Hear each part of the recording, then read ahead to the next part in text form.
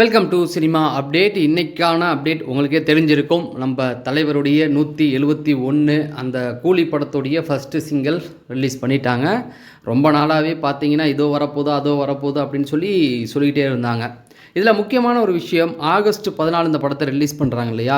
ஏன் ஆகஸ்ட் 14 இந்த படத்தை ரிலீஸ் பண்ணுறாங்கன்னா, அதுக்கு மிக முக்கியமான ஒரு வேலிடான ஒரு ரீசன் இருக்குது. அதை இந்த வீடியோட எண்டில் நான் சொல்ல போகிறேன்.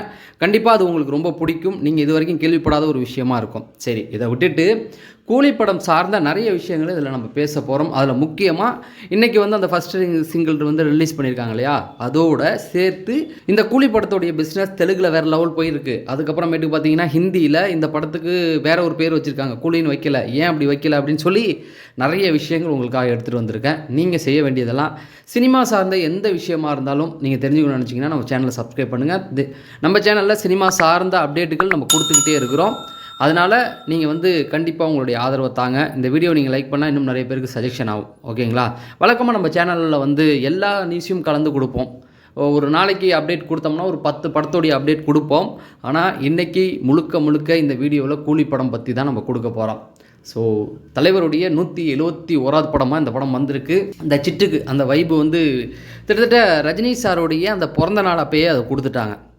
அப்போ பார்த்தீங்கன்னா அந்த படத்தை ரொம்ப கலாய்ச்சாங்க எல்லாருமே. என்னென்னா ரஜினி சார் ஒரு மாதிரி நடந்து வராரு, இந்த பஸ் ஓட்டுற மாதிரி வராரு, கண்டக்டர் மாதிரி அப்படின்னு சொல்லி. அதில் அவருக்கு அவமானமே கிடையாது. கண்டக்டர்னு சொன்னால் அவர் பெருமையாக தான் எடுத்துக்குவார். ஏன்னு சொல்கிறேன்னா அவருடைய வயசு, அந்த வயசுக்கு அவர் ஆடுறாரு இல்லையா, அதுவே பெரிய விஷயம். அவர் வயசுக்கு இது பண்ணுறதே பெரிய விஷயம். ஏன் அவர் வீட்டில் உட்காருங்க அப்படிங்கிற மாதிரி நிறைய பேர் விமர்சனம் பண்ணுறாங்க. ஏன் அவர் வீட்டில் உட்காரணும்? அவருக்கு வியாபாரம் இருக்குது. அவரை வச்சு சன் பிக்சர்ஸ்னு ஒரு நிறுவனம் தயாரிக்கிறாங்க. சன் பிக்சர்ஸ் சாதாரண ஒரு நிறுவனம் கிடையாது. ஒருத்தவனுக்கு வருமானம் இல்லாமல் அவங்களுக்கு கூப்பிட்டு சும்மா வச்சு படம் பண்ணுறதுக்கு வருமானம் இருக்குது. அதனால தான் அவரை கூப்பிட்டு வராங்க. ஏன்னா அந்த நெகட்டிவ் இது விஷயத்தெல்லாம் விட்டுடுங்க. அவரால் முடியுதோ அவர் பண்ணுறாரு. அது உங்களுக்கு பிடிக்கலன்னா புறக்கணிங்க. ஆனால் ரொம்ப கேவலப்படுத்தாதீங்க யாரையுமே. சரி, அந்த பாட்டே பார்த்தீங்கன்னா ஒரு விண்டேஜ் அந்த ஃபீல் தான் நமக்கு கொடுக்குது. டிஆருடைய பாட்டு தான் அவருடைய அந்த விண்டேஜ் சைடில் அவர் ஃபைட் பண்ணுற அந்த மாதிரியான விஷயங்கள் தான். இந்த பாட்டை 2 நாளைக்கு முன்னாடி பார்த்தீங்கன்னா டிஆர் வருஷனாகவே போட்டுட்டு இருந்தாங்க.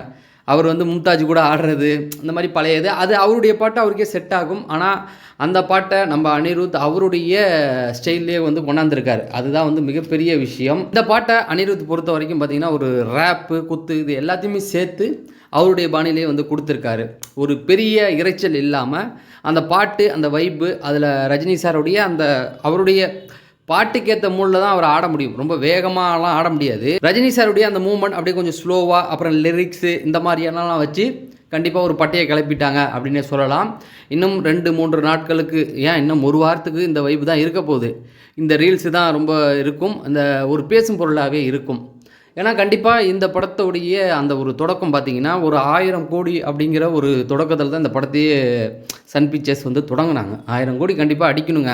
தமிழ் சினிமாவில் எதுவுமே 1000 கோடி தொடலை. கண்டிப்பாக இது தொழுவும் அப்படிங்கிறது தான். இப்போ அந்த பிஸ்னஸ் நிலவரம்லாம் பார்த்திங்கன்னா அப்படி தான் போயிட்டுருக்கு. சரி, இந்த பாட்டுக்கு யார் அப்படின்னு பார்த்தீங்கன்னா சாண்டி மாஸ்டர்கிட்ட தான் கொடுத்துருக்காங்க. எனக்கு தெரிஞ்சு காலாவில் மாஸ்டராக அவர் ஒர்க் பண்ணார் ரஜினி சாருக்கு. இதை வச்சு பிக் பாஸில் கூட நம்ம கமல் சார்ட்டையும் வாய்ப்பு கேட்டிருப்பார். அதுக்கு தான் நம்ம இதுலேயும் ஒரு 10 சாங் கமல் சார் கொடுத்தாரு. பட் சாண்டி மாஸ்டரை பொறுத்த வரைக்கும் ரொம்ப ஹார்டான ஸ்டெப்பு கொடுக்காம சின்னதாக லைட்டாக ஒரு ஸ்டெப்பு போட்டு அதை ரசிக்க வச்சுருப்பார். அதுதான் அவருடைய ஸ்டைல். ஸோ சாண்டி மாஸ்டர் கண்டிப்பாக பாராட்ட வேண்டிய ஒரு விஷயந்தான். இப்போ ரொம்ப பெரிய பெரிய ப்ராஜெக்ட்லாம் பண்ணுறாரு. அதே போல் இந்த பாட்டை எழுதியிருக்கிறது அறிவு இல்லாமல் இப்போ பாட்டே இல்லை அப்படிங்கிற மாதிரி தமிழ் சினிமாவில் ஒரு பெரிய சாங் ஹிட் ஆகுது பெரிய நடிகருக்கு அப்படின்னா அது அறிவுடைய பாட்டாக தான் இருக்குது. அந்த அளவுக்கு தனித்துவமான வார்த்தைகளை அவர் கொடுக்குறாரு. ப்ளஸ் டிஆருடைய அந்த வரிகள் இதெல்லாம் ஓகே தான். இந்த பாட்டு ஒரு அறிமுக பாட்டாக இருக்கிறதுக்கு வாய்ப்பு இருக்குது அப்படிங்கிற மாதிரி தான் சொல்கிறாங்க. ஏன்னா எதுவுமே முழுமையாக சொல்ல முடியாது. அந்த லியோ சாங் நீங்கள் பார்த்தீங்க இல்லையா, நான் வரேன் இவர் விஜய் சார் பாடுவாங்களா, அந்த மாதிரி ஓப்பனிங் சாங் மாதிரி தான் இது இருக்கிறதுக்கு வாய்ப்பு இருக்குது. ஓப்பனிங்னா இன்ட்ரோ அதுலேயே இதே ஃபீல் அதுலேயும் இருக்குது. நான் பார்க்கும்போது என்ன அப்படின்னு பார்த்தீங்கன்னா அந்த டான்சர்ஸு ஒரு 1000 பேருக்கு மேலே ஒரு பெரிய இடம், அது ஒரு பார் மாதிரியான இடம். இது ஒரு கல்யாண மண்டபம் அந்த மாதிரி இதுதான் போட்டிருக்காங்க. பட் இது பொறுத்த வரைக்கும் என்ன அப்படின்னு பார்த்தீங்கன்னா இன்ட்ரோவாக இருக்கிறதுக்கு தான் நிறைய வாய்ப்புகள் இருக்குது. சரி, இந்த பாட்டை தாண்டி இதில் நம்ம பார்க்க வேண்டிய நிறைய விஷயங்கள் இருக்குது. முதல்ல ஆகஸ்ட் 14 இந்த படத்தை ரிலீஸ் பண்ணுறாங்கன்னு சொன்னேன் இல்லையா, அதை கடைசியில் சொல்கிறேன், கொஞ்சம் வெயிட் பண்ணுங்கள். அதுக்கு முன்னாடி இந்த படத்துடைய அந்த பட்ஜெட்டை பொறுத்த வரைக்கும் 350 375 கோடி வரைக்கும் செலவாகும் அப்படிங்கிறாங்க. இதில் ரஜினி சாருக்கே பெரும் தொகை கிட்டத்தட்ட 150 கோடி வரைக்கும் வந்து கொடுத்ததா சொல்கிறாங்க. இதில் வந்து லோகேஷ் கனகராஜ் வந்து 50 கோடியும் ப்ளஸ் படத்துக்கான அந்த செலவு மற்றதை வந்து யூஸ் பண்ணியிருக்காங்க. இதெல்லாம் ஒரு பக்கம் இருக்க ஃபஸ்ட் ஹாஃபை வந்து ரஜினி சார் பார்த்துட்டு அவருக்கு ரொம்ப பிடிச்சி போய் சூப்பர் கண்ணா அப்படின்னு சொல்லி நம்ம லோகேஷை பாராட்டியிருக்கதா சொல்கிறாங்க. இதெல்லாம் ஒரு பக்கம் இருக்க, இப்போ தெலுங்கை எடுத்துக்கிட்டோம்னா இந்த படம் தெலுங்கில் ஒரு பெரிய பிஸ்னஸ் பண்ண போகுது அப்படிங்கிறதுக்கு நல்ல அறிகுறிகள் இருக்குது. இத்தனைக்கும் ஆகஸ்ட் 14 அங்கே வார் படம் ரிலீஸ் ஆகுது, வார் 2. ஜூனியர் என்டிஆர் அதில் நடிக்கிறாரு. இப்போ என்ன ஆச்சு அப்படின்னா எல்லாம் வாருக்கு தான் முக்கியத்துவம் கொடுப்பாங்க அப்படின்னு நினைக்கும்போது அங்கே வார் அந்த டீசர்லேயே வந்து படம் வந்து சொதப்பிருச்சு அப்படின்னு தெரிஞ்சிச்சு. ரெண்டாவது ஜூனியர் என்டிஆர் நடித்தா என்ன, அது தெலுங்கு படம் கிடையாது, ஹிந்தி படம் தானே அப்படின்றதுனால அவங்க புரிஞ்சுக்கிட்டாங்க. இந்த பக்கம் பார்த்தீங்கன்னா நாகார்ஜுனாவுடைய படமும் ரிலீஸ் ஆகுது, அதுதான் கூலி தான். ஏன்னா நாகார்ஜுனா அதில் பண்ணுறதுனால ஈக்குவல் அதிக அளவில் வந்து இப்போ கூலிக்கு தான் வந்து முக்கியத்துவம் கொடுக்குறாங்க. பிஸ்னஸ் பார்த்தீங்கன்னா 58லேருந்து 60 கோடி வரைக்கும் இப்போ வரைக்கும் பிஸ்னஸ் ஆகிருக்குது. அதை வந்து மெயினாக அதை எடுக்கிற நாகார்ஜுனா கம்பெனியை அதை டிஸ்ட்ரிபியூஷன் அதை நாங்கள் வாங்குகிறோன்னு இருக்காங்க. ஆனால் போட்டி இன்னும் நடந்துக்கிட்டு இருக்குது. 58 கோடிக்கு இப்போ நின்றுருக்கு, இன்னும் ஃபைனல் பண்ணலை. அப்படின்னா பார்த்துங்க, அதுக்கப்புறமேட்டுக்கு அடுத்து வர்றது அதை விற்கிறது, அதுக்கான லாபம் இதெல்லாம் நிறைய இருக்குது. ஏன் அப்படின்னு பார்த்தீங்கன்னா நாகார்ஜுனாவுடைய குபேரா படம் இப்போ ரிலீஸ் ஆனிச்சு. தனுஷுடைய படம் தான், அதில் வந்து மாற்றுக்கருத்து கிடையாது. ஆனால் அந்த பக்கம் பார்த்தா அது நாகார்ஜுனா படம் தானே சொல்லுவாங்க தெலுங்குலேருந்து. தமிழில் ஒரு நார்மல் ஹிட் தான் இந்த படம் குபேரா. ஏன்னா அந்த படத்துடைய நீளத்தை கொஞ்சம் கம்மி பண்ணியிருந்தாங்கன்னாவே படம் வந்து பெரிய அளவு ஹிட்டு தான். 2.25 மணி நேரம் இருந்ததுன்னா எங்கேயோ போயிருக்கும். ஆனால் அந்த லென்த்தை இழுத்து விட்டு சரி விடுங்க, அந்த படம் இதில் கம்பேர் பண்ணிக்க வேணாம். என்ன அப்படின்னு பார்த்தீங்கன்னா தெலுங்கில் படம் ஹிட்டு, சூப்பர் ஹிட் ஆகிடுச்சு. நாகார்ஜுனாவுக்கு ரொம்ப நாளாகவே படங்கள் ஓடாமல் இருந்தது. இப்போ அந்த படம் வந்து அங்கே பெரிய அளவு சம்பவம் பண்ணிருச்சு. இது கூலிக்கு வந்து ஒரு பெரிய மாசை ஏற்படுத்தி கொடுக்கும் அப்படிங்கிற மாதிரி சொல்கிறாங்க. ப்ளஸ் வார் 2 அங்கே வந்தாலும் இங்கே வந்து ஜெயிலர் 2 கூலி படத்துக்கு தான் வந்து அதிக முக்கியத்துவம் கொடுக்கப்படும் அப்படிங்கிறாங்க. ஹிந்தியில் வந்து மன்சூர் அப்படிங்கிற ஒரு பேரில் வந்து ரிலீஸ் பண்ணுறாங்க. ஏன்னா கூலி அப்படின்னு சொல்லி அமிதாப் பச்சன் வந்து ஒரு படம் பண்ணிட்டார். ஸோ அதே படத்தை விட அதை கண்டிப்பாக கொடுக்க மாட்டாங்கிறதுனால ஹிந்தியில் மாற்றுறாங்க. ப்ளஸ் அமீர் கான் இருக்கார், அதனால் கண்டிப்பாக ஒரு இப்போ ஃபாரின் ரைட்ஸ் பார்த்திங்கன்னா 80லேருந்து 90 கோடி வரைக்கும் போயிடுச்சுன்றாங்க. இப்போது இவ்வளோ ஆயிருக்கு அப்படின்னும் போது கூலியை பொறுத்த வரைக்கும் தெலுங்கில் ஒரு 100 கோடி அடிச்சிச்சுனாவே பெரிய பிஸ்னஸ் தான். அந்த பக்கம் ஹிந்தியில் அமீர் கானை வச்சு ஒரு பிஸ்னஸ் போகும். ஏன்னா அங்கே ரித்திக் ரோஷனுக்கு தான் முக்கியத்துவம் கொடுப்பாங்க. அப்படி இருந்தபோது ஒரு போட்டியாக அந்த படம் ஓடுனுச்சுன்னா கூட ஒரு நல்ல வசூல் வரும். ஆனால் ஹிந்தி நிலவரம் இது வரைக்கும் நமக்கு தெரியல. சரி, இதெல்லாம் ஒரு பக்கம் இருக்கட்டும். ஆகஸ்ட் 14 ஏன் வந்து இந்த படத்தை ரிலீஸ் பண்ணுறாங்க அப்படின்னு சொல்லி இப்போ நமக்கு ஏற்கனவே தெரியும். ஆகஸ்ட்டில் தான் நம்ம ஜெயிலர் படமும் ரிலீஸ் ஆனிச்சு, அதை வச்சு ரிலீஸ் பண்ணுறாங்க அப்படின்லாம் நினச்சிக்க வேண்டாம். ஆகஸ்ட் 14 தான் முதல்ல ரஜினி சார் கேமராவுக்கு முன்னாடி தோன்றிய நாள். அதாவது இது பைரவி வீடாங்க அப்படின்னு சொல்லி அபூர்வ ராகத்தில் அவர் கேட்பார்ல, அந்த முதல்ல அந்த டைலாக்கை பேசின அந்த இதை வந்து ஷூட் பண்ண நாள் வந்து அன்றைக்கி தான், ஆகஸ்ட் 14. அந்த நாள் வந்ததுன்னா ரஜினி சார் 2025 ஆகஸ்ட் 14 இந்த படம் ரிலீஸ் ஆனிச்சுன்னா அந்த படம் ரிலீஸ் ஆகி திட்ட அந்த அந்த அந்த சீன் எடுத்து ரஜினி சார் முதல்ல நடித்த சீன் எடுத்து 50 வருஷம் கம்ப்ளீட் ஆகுது அப்படிங்கிறது தான்.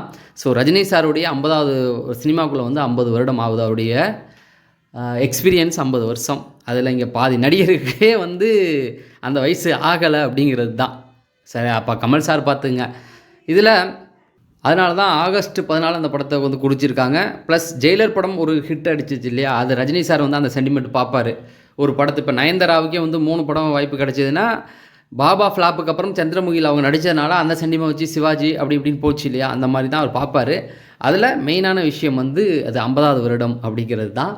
இந்த ஆடியோ லான்ச்சை மிக பிரம்மாண்டமாக சன் பிக்சர்ஸ் கொண்டாட போகிறாங்க. அதாவது இந்த கூலியோடைய ஆடியோ லான்ச். ஏன்னா கூலியோடைய ஆடியோ லான்ச் வந்து ஒரு 50வது வருடத்தை செலிப்ரேட் பண்ணுற விதமாக சன் பிக்சர்ஸ் இறங்கியிருக்காங்க. இதனால் படத்துக்கு ப்ரொமோஷனும் கிடைக்கும். ப்ளஸ் ரஜினி சாருடைய 50வது வருடத்தை வந்து செலிப்ரேட் பண்ண மாதிரி ஆயிரும் இல்லையா, அவங்களுக்கு ஒரே கல்லில் 2 மாங்காய் அடிக்க பார்க்குறாங்க. இதில் இன்னொரு விஷயமும் இருக்குது கூடுதலாக. கண்டிப்பாக படம் வந்து 1000 கோடி அடிக்கிறதுக்கு நிறைய வாய்ப்புகள் இருக்குது. ஏன்னா ஆகஸ்ட்டில் படம் ரிலீஸ் ஆகுதுன்னா அதுக்கப்புறம் பெரிய படங்கள் எப்போ வரப்போகுது அப்படின்னு பார்த்தீங்கன்னா கண்டிப்பாக ஒரு 5 மாதத்துக்கு கிடையாது. எனக்கு தெரிஞ்சு இதுதான் பொங்கலுக்கு வந்து ஜனநாயகன் சொல்லிட்டாங்க. இடையில மதராசி வரதுக்கான வாய்ப்புகள் இருக்குது. மதராசி அது பெரிய அளவு ரஜினி சாருக்கு டஃப் கொடுக்காது அப்படிங்கிறது தான். விஜய் சாருடைய படம் சொல்லலாம், கமல் சாருடைய படம் சொல்லலாம், இல்லை அஜித் சாருடைய படங்கள் சொன்னால் ஓகே.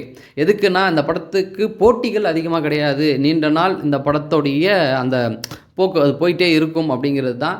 அதே போல் இப்போ தெலுங்கில் பிஸ்னஸ் ஆகிடுச்சி, கன்னடத்தில் பார்த்தீங்கன்னா உபேந்திரா வச்சு பிஸ்னஸ் பண்ணுவாங்க.